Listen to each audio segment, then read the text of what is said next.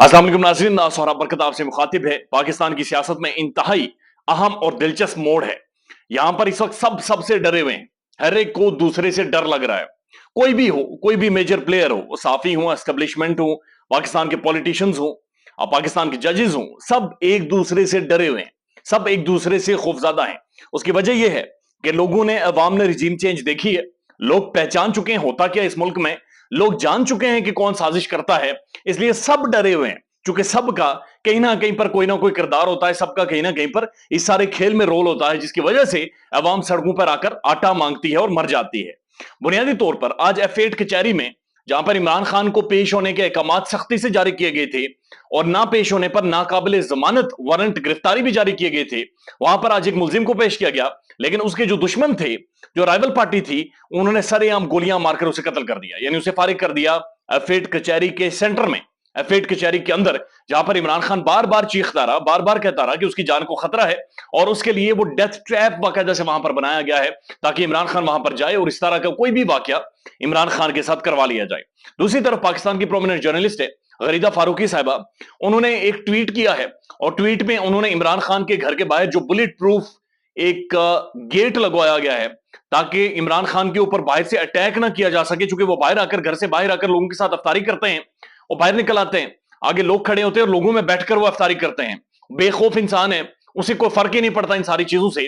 लेकिन जाहिर है उनके जो MNAs हैं, MPs हैं, जो उनके कारकुन हैं, जो लोग समझते हैं इन सारी चीजों को, जिन्हें पाकिस्तान की फिक्र है, उन्होंने वो गेट लगवाया है। उनके घर के सामने जो दीवार गिरा दी गई थी, वहां पर बुलेट प्रूफ गेट है, यानी वहां से गोली अंदर नहीं आ सकती।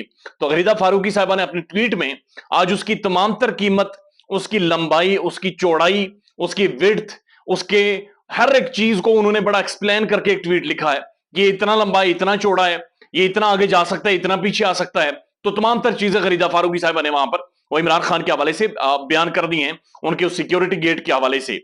ये ब्रीच है, ये आप किसी की के लिए थ्रेट, एक मजीद उसके मौके प्रोवाइड कर देते हैं, और ये आप ब्रीच करते हैं बहुत ज्यादा एक पर्सनल लाइफ के अंदर, एक पर्सनल सिक्योरिटी के अंदर, जो कि नहीं होना चाहिए। लेकिन एक और ट्वीट गरीदा फारूकी साहबा ने किया है और ये लिखती हैं बाकायदा से कि इस वक्त एस्टेब्लिशमेंट खौफजदा है और पाकिस्तान की जो हुकूमत है वो दुबकी हुई है, यानी वो डरी हुई है और एस्टेब्लिशमेंट खौफजदा है। मैं लाहौर में 2-3 दिन रहा और मैंने पाकिस्तान के तमाम प्रोमिनेंट जो तजियाकार हैं, जो पाकिस्तान की, जिन्होंने तारीख देखी हुई है, जिन्होंने 1971 में पाकिस्तान टूटते हुए देखा, जिन्होंने मार्शल लॉज देखे हुए हैं, जिन्होंने सब कुछ देखा हुआ है, मैं उनसे जाकर खुद मिला, उनके इंटरव्यूज किए और उनसे मैंने पूछा कि डेड लॉक क्यों है, मसला क्या है। उन्होंने कहा सबको डर लगा हुआ है। यानी जो बात गरीदा फारूकी साहबा ने की कि एस्टेब्लिशमेंट खौफजदा है और हुकूमत डरी हुई है, तो यही बात वो तजियाकार भी कर रहे हैं कि सबको डर लगा हुआ है कि अगर इमरान खान दोबारा से इख्तिदार में आ जाता है तो फिर बहुत ज्यादा मुश्किल हो जाएगी। यानी अगर दोबारा से इख्तिदार में आ जाता है तो फिर ये बदला लेगा, फिर ये सवाल पूछेगा कि अरशद शरीफ को किसने मारा था, फिर ये सवाल पूछेगा कि रिजीम चेंज किसने की थी, फिर ये सवाल पूछेगा कि गोलियां मुझे मरवाने के बाद FIR किसने नहीं करने दी थी। तो ये सब डरे हुए हैं कि अगर इमरान खान इख्तिदार में आ गया तो इस दफा एहतसाब होगा, चूंकि ये नवाज शरीफ नहीं है जो भाग जाएगा या फिर बंद दरवाजों के पीछे डील करेगा। लेकिन एक और बड़ी इंटरेस्टिंग बात हुई है, chief justice of Pakistan justice Umar Ata Bandial, जो इस वक्त खड़े हैं कॉन्स्टिट्यूशन ऑफ पाकिस्तान के साथ, उनके चैम्बर में चीफ जस्टिस उमर अता बंदयाल और उनके साथ जो बाकी मौजूद जजेस हैं, उनके साथ पाकिस्तान की खुफिया इंटेलिजेंस इदारों के जाकर लोग मिले हैं और बड़ी लंबी मुलाकात हुई है। और मुलाकात की जो अंदर की कहानी है वो मुख्तलिफ लोग बयान कर रहे हैं, मुख्तलिफ एंगल्स देकर मुख्तलिफ बातचीत कर रहे हैं। कोई ये कह रहा है मेरे सोर्स ये कह रहे हैं, कोई ये कह रहा है मेरे सोर्स ये कह रहे हैं।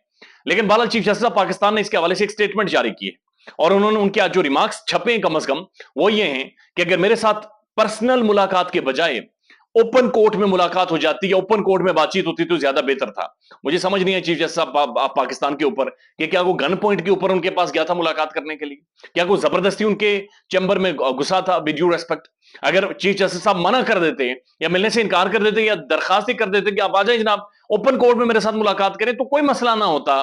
लेकिन मुलाकात भी करेंगे और उसके बाद चीफ जस्टिस साहब आकर हमें ये बताएंगे भी और कहेंगे भी कि जनाब अगर इन ओपन एयर में मुलाकात हो जाती तो और ज्यादा बेहतर हो जाता, और ज्यादा अच्छा हो जाता। चीफ जस्टिस पाकिस्तान ने एक और बात कही है आज बड़ी क्लियर, उन्होंने कहा कि ये मामला इस तरह से खत्म नहीं होंगे, इंतखाबात तो करवाने होंगे और इंतखाबात हर सूरत करवाने होंगे।